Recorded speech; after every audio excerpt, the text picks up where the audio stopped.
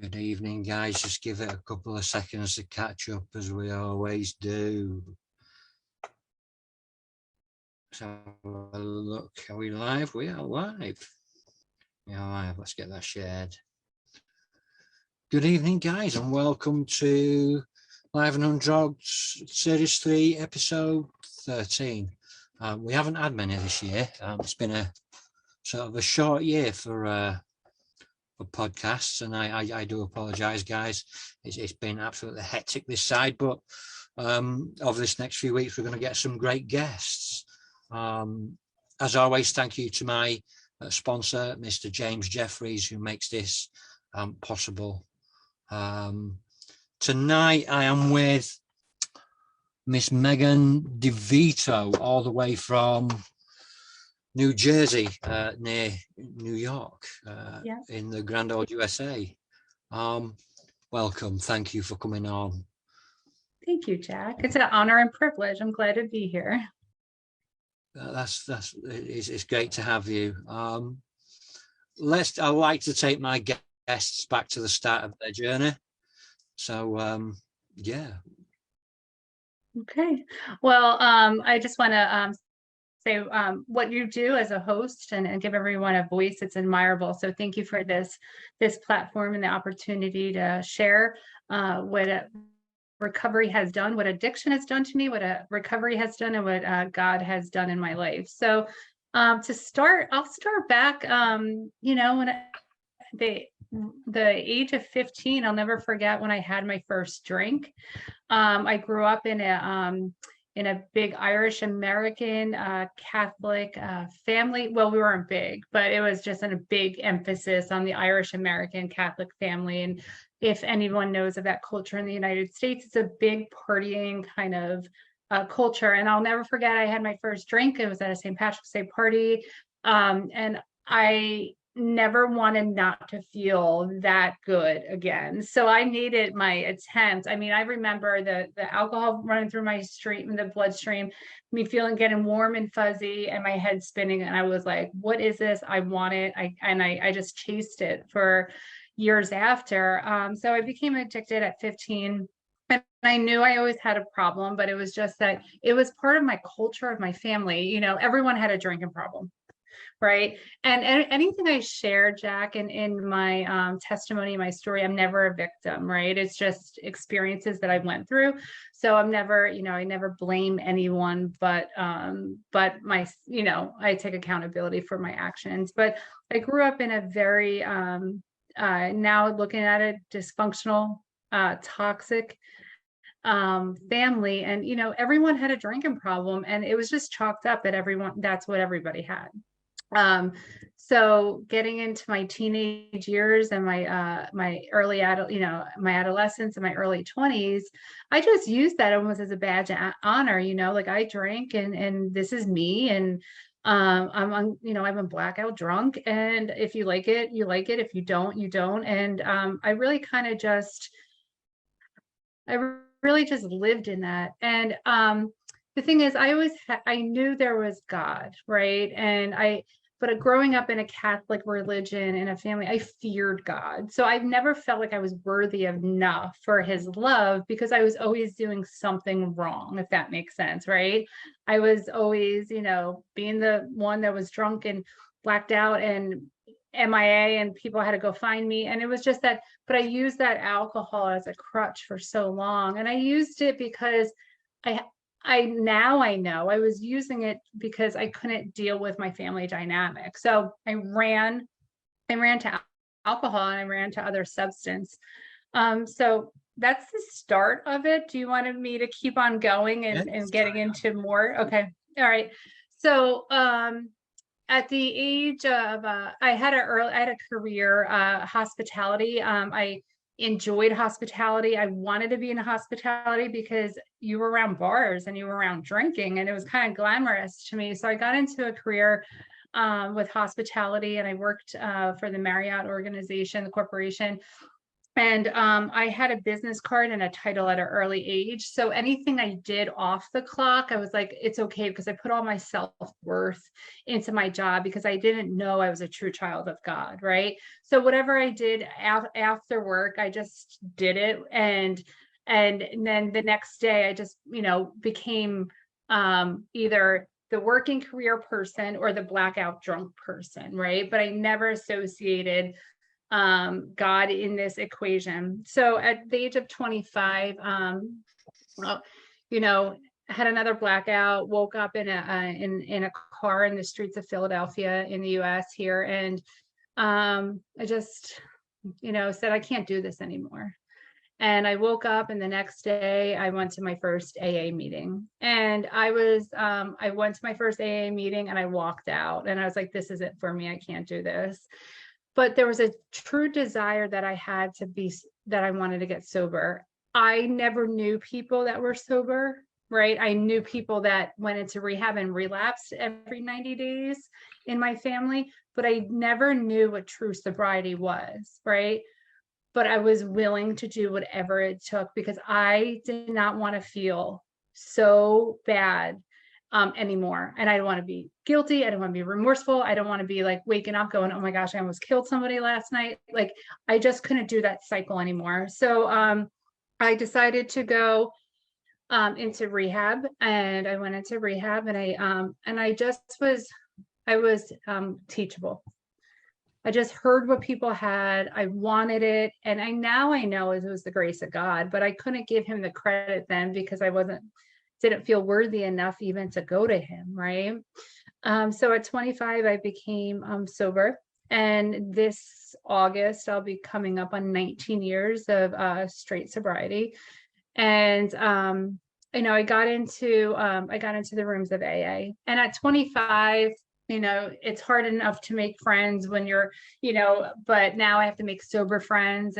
But I just held on to those rooms, and I heard what people were saying, and I just wanted what people had. And I'm not in a 12-step program now, and I believe in the beginning of how important a 12-step program is. But now, Jesus is keeping me online, but so at 25, I became sober, and I just was people, places, and things. And those people were my family. They're the ones that I was getting out of rehab, and my mom was coming to visit me, and she had beer in her suitcase, and not understanding why she couldn't drink in front of me. And it was just like toxic after toxic. And so I started healing, and I started forgiving myself. And I think that's the first step in sobriety, is really to move forward. We have to kind of forgive, right? And we have to forgive ourselves. So I started forgiving. And so, God was good, and he blessed me with, he put someone in my life now as my husband. And I was always afraid of letting somebody in and knowing that I had a drinking problem. And he accepted me on day one for who I was. And life started getting good, and we started having a family, and then the toxic environment from my family, the dysfunction, never stopped. Like, I started getting better, but they never did, right? So, here I am. I'm a twin. I have parents, and I grew up with the motto, we stay together no matter what. And sometimes you could be in a really toxic environment, and just because it's family, you don't have to stay in it. And there was a lot of dysfunction, and I'm not going to get into the whole nit and grit of it, but my family became so unhealthy and so toxic for me. Now I'm responsible for my husband and my newborn child at this time, right? And I had to cut ties from them, and I had to divorce my family. And people got that in AA. They understood that. But in the real world, and then being a Christian now, some people are like, how do you do that? We're supposed to love our family, we're supposed to honor. But God didn't make us doormats either, right? That's why I got sober, because I was tired of being a doormat. Now, if I'm getting sober and my family's still abusing me because they don't get healthy, right? Now, I don't have to keep condoning that. So there's a lot of situations what made me cut ties. It wasn't just an overnight thing. But so I broke up with my family. Here I am now. I'm a mom, a young mom, and I have 2 babies at this point, and I have a husband. I have no support, no family support, and I lived in fear. I lived in total fear that they were going to come get me, that they were going to find my children, they were going to kidnap my children, and then like God stepped in. Like God just stepped in, and at this time, it was crazy, Jack, because I was a sober bartender. I forget how many years sober I was, maybe 10 years sober. God put me behind the bar as a bartender. And I know he did it when I was sober because I made a lot of money. Because if I was drinking, I would have drank all my tips, right? And I would be behind the bar and I'd be worried that my family would come in, and I had like post-traumatic stress. And then and God came into my life. I shared with you about going to Catholic church, and there's nothing wrong with a Catholic church, right? But for me and my husband, we needed God in our life. We needed Jesus. We both grew up in the Catholic religion, and we both, the way that we grew up, it was that we had to, the way now, not for everybody, but for us, we had to work and be worthy for the love of Jesus. And so we started going to a non-denominational Bible teaching church. And the first time I walked in, Jack, I sat there, my husband wasn't with me, and I just started bawling, crying, because I was like, I am home. I am here. God, whatever you put me in this chair for a reason, I am here. And my kids weren't even, they were in like the kids section. It was just me. I just bawled. And my husband came the next week, and we're like, we're here and we're home. And I wanted to hear the word of God. And I wanted to hear that I needed to hear I was forgiven. And I needed to hear that I was loved. And I needed to hear that my heavenly Father is nothing like my earthly father, right? And all these things that it was so new to me. And it was like a recovery was just starting all over again, right? It was like my recovery. I had sobriety, I had AA, I had all that, but what was missing was Jesus, right? So then that's when my recovery really started getting good. And that's when, even in sobriety, you still pick up addictions. And for me, I picked up work as being I became a workaholic because I was working from home and I was working from my screen, and God shut me down on that. And the way that he has never given up on me, and the way that he still shows me, when you walk with him, no matter what you do, if you're obedient to his voice, if you're obedient to what he has for you, he'll correct you, right? Like, and that's where I never had growing up in a family that had their own addictions, that they had their own generational cycles that they never broke. I never had anyone to correct me, and that's why I'm so big on boundaries, because I never had boundaries growing up, and I had to learn that it was healthy to build boundaries, that God honors boundaries. If you look to God and you see how he has boundaries, you look to him, that he doesn't accept everything in his life, right? There's there in his world, he doesn't accept everything. There's ways to conduct yourself and there's ways not, right? So I started really learning, listening. I started setting those boundaries. I started walking with him, being obedient to him. And what I also did was put God's family alignment in order. I put God first, my spouse, and my children. I got wonky there.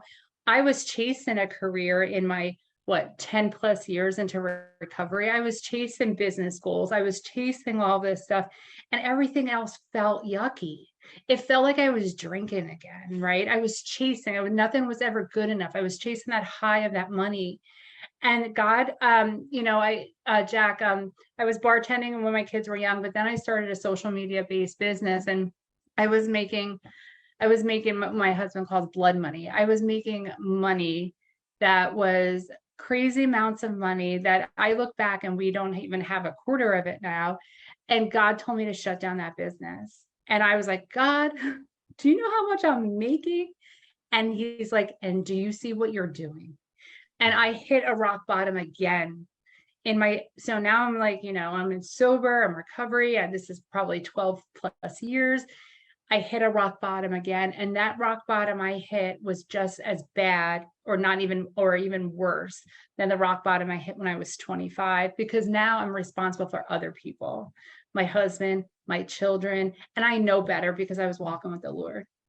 And he said, shut your business down. And I did. And he said to me, and I will never forget where I was sitting and I heard it, I gave you experiences for a reason and you're not using them. And I was like, this is not about me. Like the drunken nights and the recovery, like the drunken nights, yeah, but the recovery piece, like that's not mine to hold on to. Right? Like the way that he stepped in and saved me time and time again, that's not for me to hold on to. So he gave me these experiences. And also there's a lot of pain in those experiences. But how many times do you hear of somebody that is going through something and they're having terrible family issues and they don't even know where to turn, right? Because it's like, it's like the abnormal, right? Like, it's just like so toxic.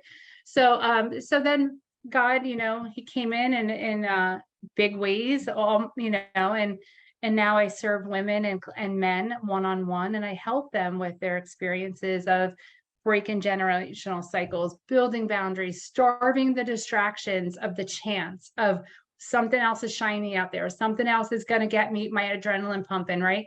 But once we eliminate all that, we are able to step into his peace, and it's a treasure. So that's my journey in a nutshell. And I could keep talking on and on, but I wanted to see if you had anything that you wanted to say. I'll take a breather for a second. How's that?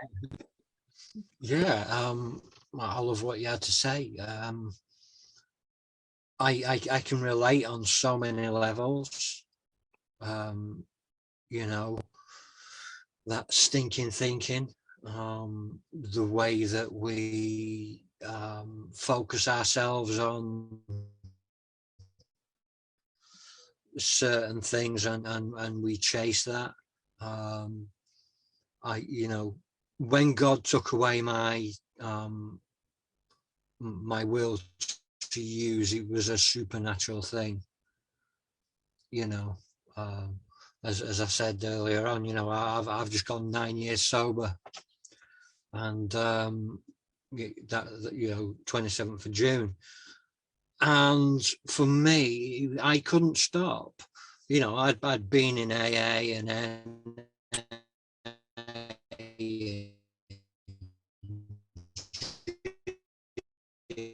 and CA and S or whatever I could do, and I ran that program 4-year-old, and it's a problem in many. The meetings, however, sometimes it feels like the sick serving the sick. Yeah. You've got so many egos and things like that. And I couldn't stop when I was, I'd had 12 years clean, and then I hit rock bottom again and again and again and again, and I ended up homeless, and I ended up sofa surfing and back on the gear, and it was a scary few years. And 26th of June 2014, I'm sat in a crack house, 10 o'clock at night, and I tried suicide.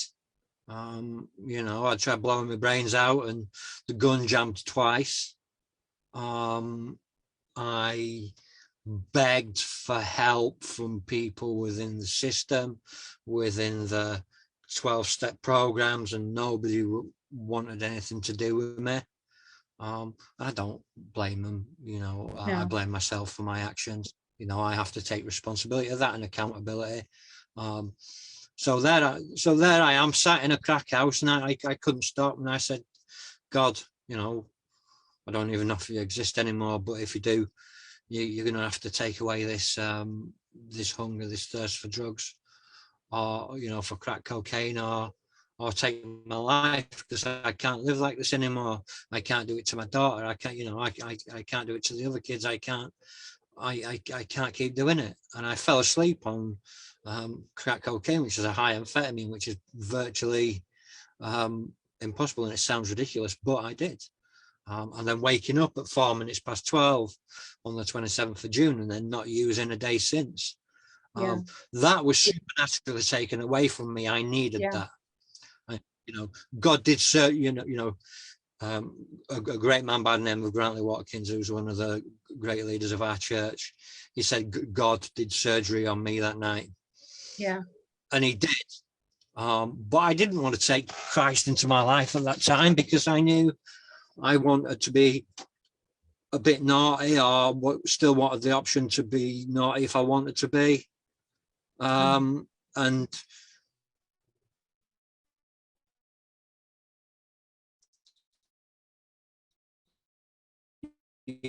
having Christ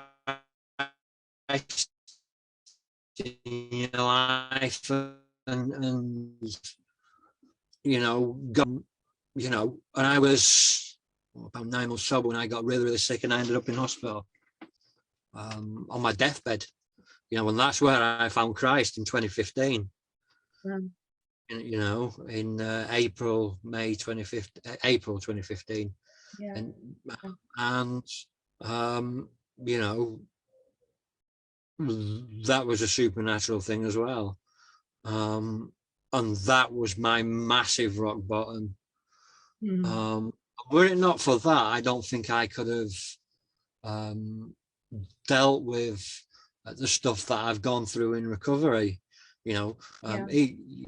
You've got the successes, working in films and writing books and things like that, which is nice, and doing this. And then I lost my biological mum and my to cancer, and my niece to murder within 2 months in 2017. And that was a whole massive thing for me. I'd hate I had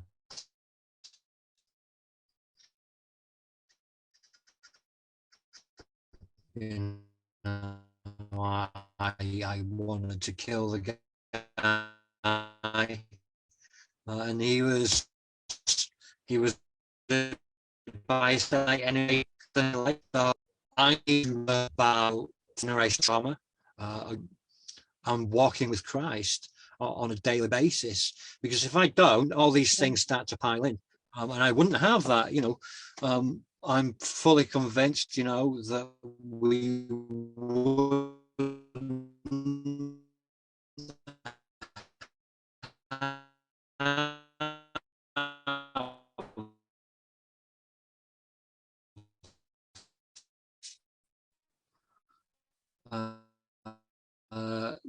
the life that we have today, and the sobriety that we give credit to Christ.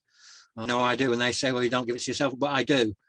But without God and without Christ, none of this would be there.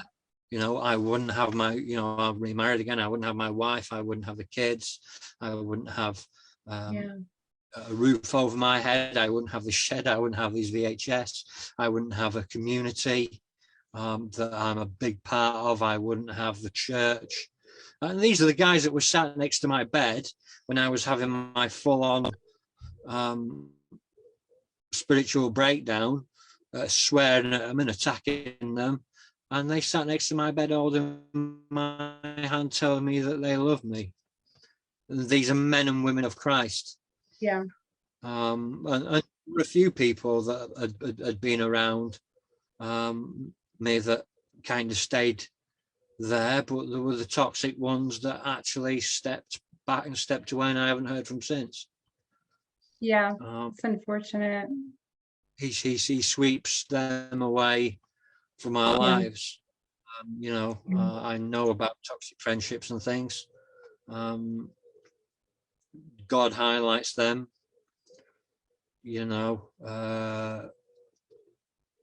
I'm not sure I could not speak to my siblings, even though I don't speak to them very much, but the option is there.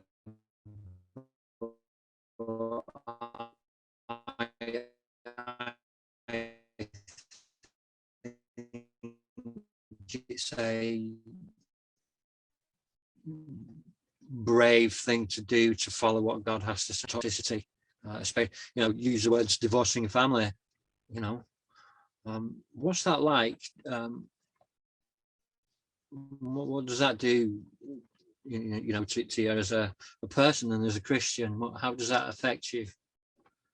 The thing is that my family knows peace. They don't know dysfunction.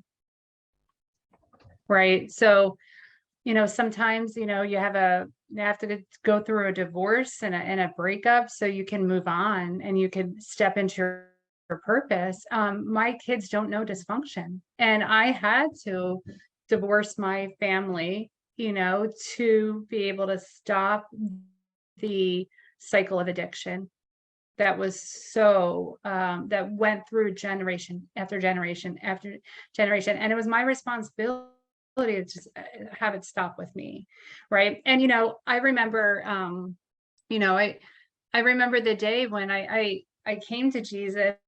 I was walking with the Lord, but did I truly accept him into my heart? And I went to a sermon at church, and I came home and I was reflecting on the service, and I looked up at the sky and my heart just opened because I felt like I had a wall in my heart for so long. And I put that wall there because I was protecting myself from not being loved again because what my family had did to me. And then this wall just shattered, Jack, and it was just shattered. And God, I said to him, God, please forgive me. You've been here the whole time. It was me that wasn't showing up because I was afraid. I was afraid to get close to someone, whatever that may be, and have it not be real. Right. But now I know he's real, but it was because, like, how can your family push you so much where you have to make these hard choices to divorce them, right? After all these years of them thinking like it's unconditional love, right? So it really kind of, as a Christian, as a mom, as a wife, as a spouse, it was something that I truly needed in my life, for not for me, but for the legacy of my kids and their kids. Yeah, it's something that we have to do to protect our families, I guess. Generational trauma, and that's one killer of many a faith.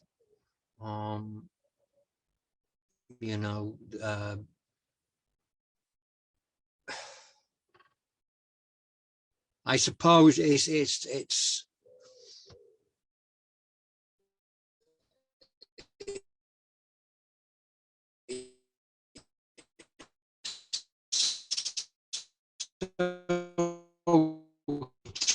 toxic that we start to believe these things, that the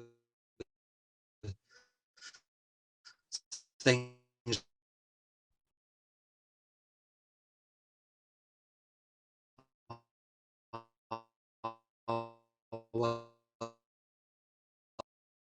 or maybe we believe all the things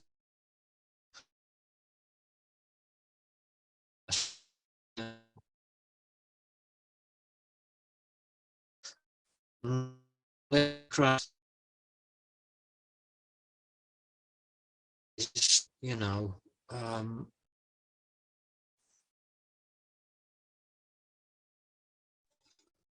there we go, back again. Yeah, there we are. I do lost you.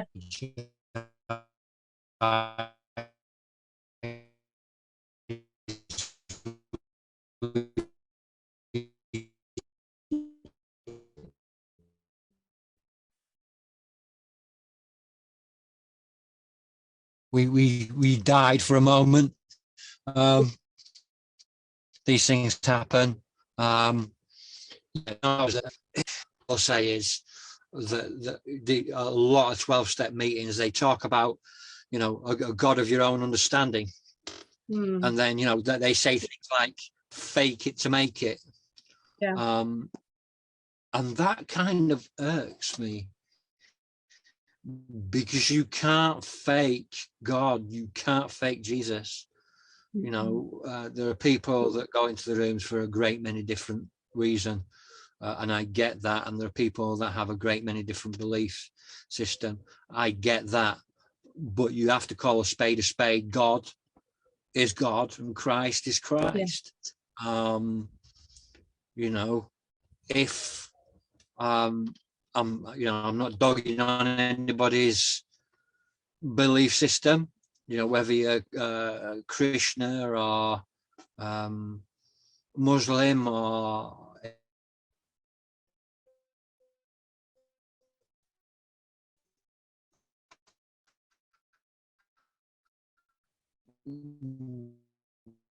God is still God, you know.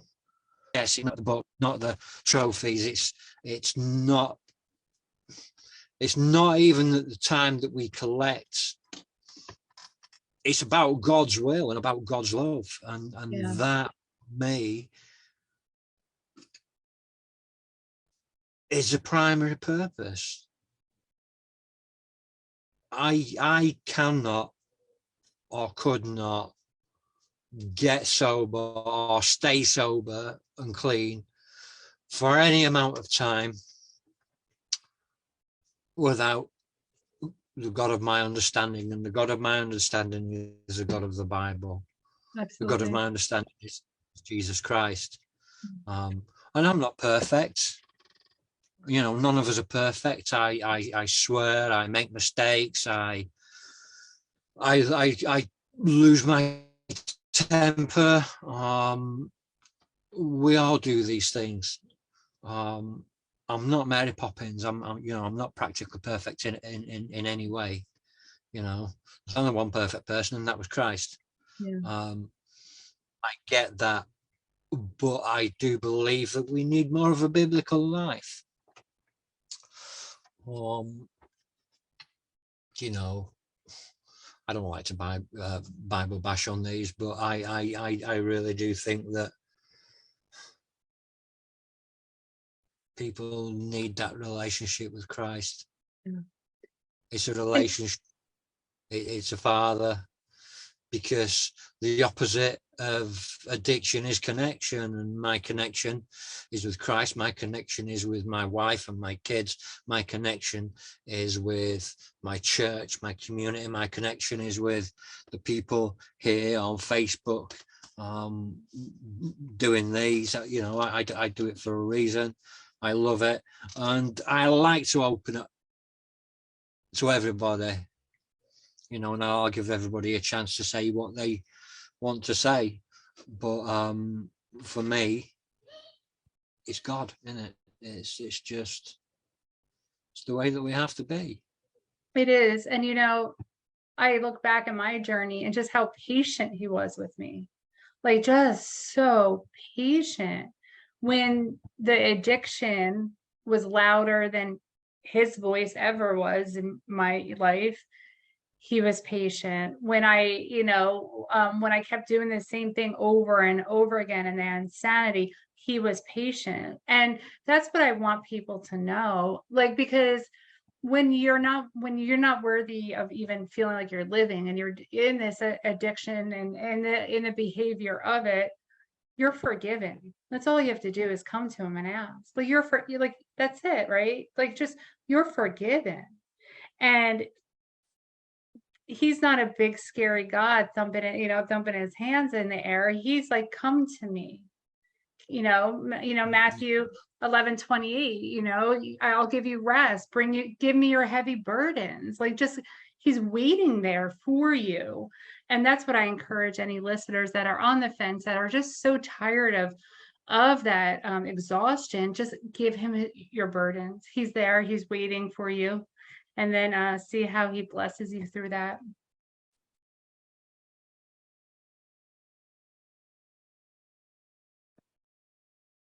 I think you're frozen again.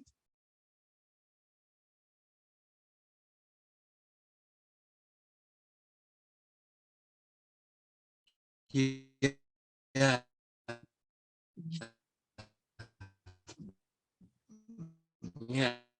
Forgiveness is a massive one.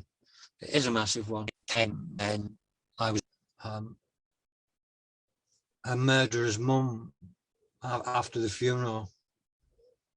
She threw her arms around me and said, "Thank you for coming," and that broke me.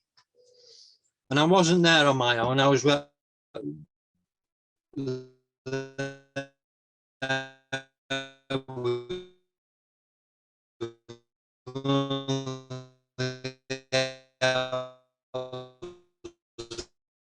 of my church. He was kind enough to take me home and drive me back to the other side of the country. And I was hit, epiphany, the calmness that you get, it was sudden pain. You know, when you're so angry and you kick something and you know you've hurt your foot because that calmness comes in, or you punch something and you know you've broken your hand because that calmness comes in. I was hit with that sort of calmness. And you know, Chris said to me, he said, "What's going on?" And I said, "I've got to forgive him, Anna." And not for him, and not for his family or anything like that. And not even for God or Jesus. It was, I had to forgive him, because unforgiveness is like drinking poison and expecting the other person to die. Yeah.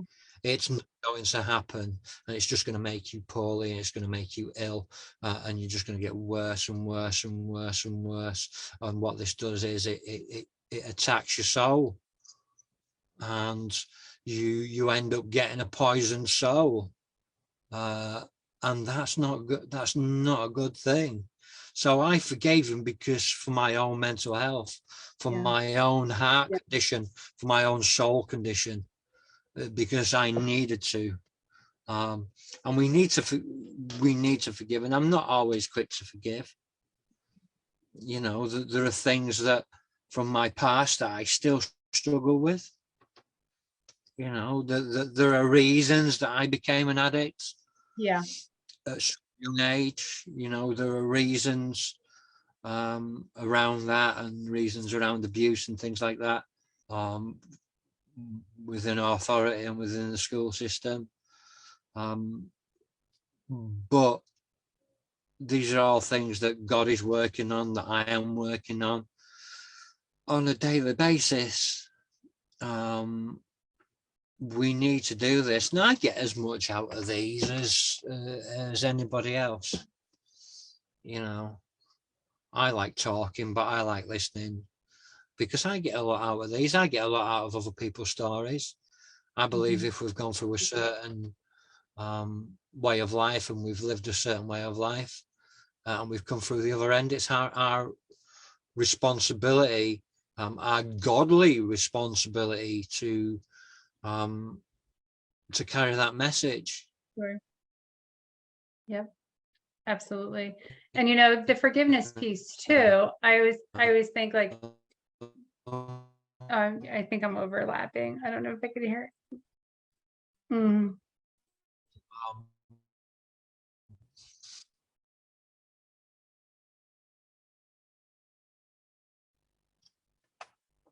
You find I'm here. Okay. What I wanted to say about the forgiveness piece as well, like Judas still sat at the table, like he still sat at the dinner table, right? And knowing what Jesus knew, what he knew, right? And he still sat. And you know, forgiveness though, we could forgive from a distance, and as Christians we absolutely can. And it doesn't mean that we have to forgive and invite people to break bread with us, right? But we do, that forgiveness piece is removing those shackles around our heart, right? And being able to pray for others. That's the hard thing, right? Like, talk about obedience is praying for the people that have hurt you the most, right? But there's something freeing in that, right? So such good stuff, Jack. I know we're kind of laggy and all, but it's good stuff. it's fine. It happens sometimes, you know. I know God is in it, but you know, I know that the devil doesn't like it when we glorify God. So these things happen. whether it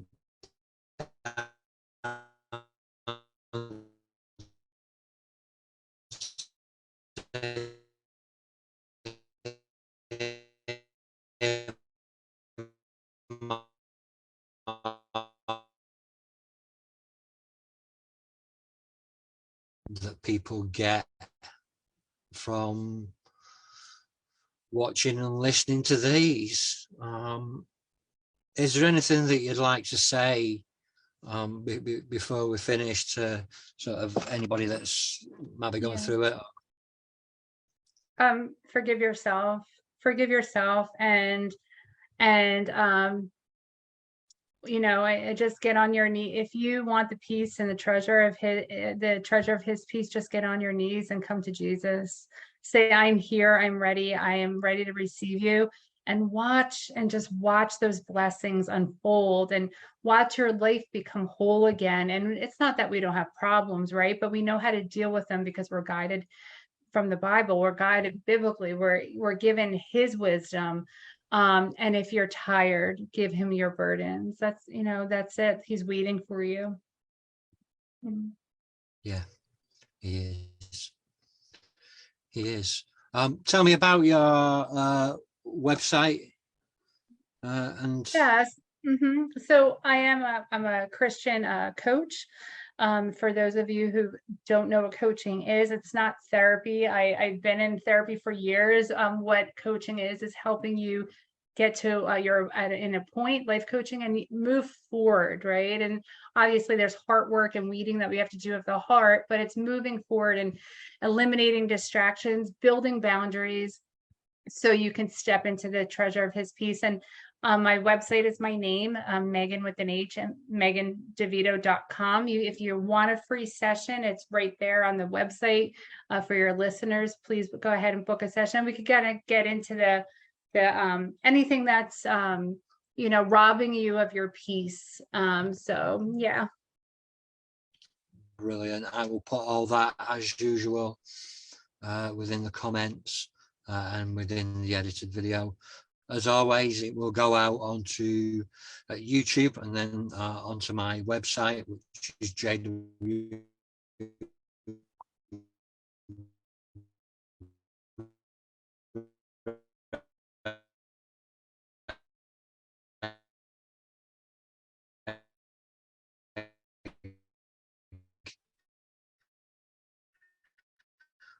.wordpress.com. I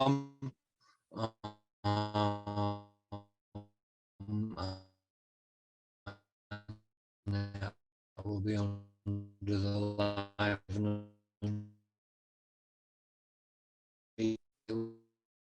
tuning in and listening as always. Again,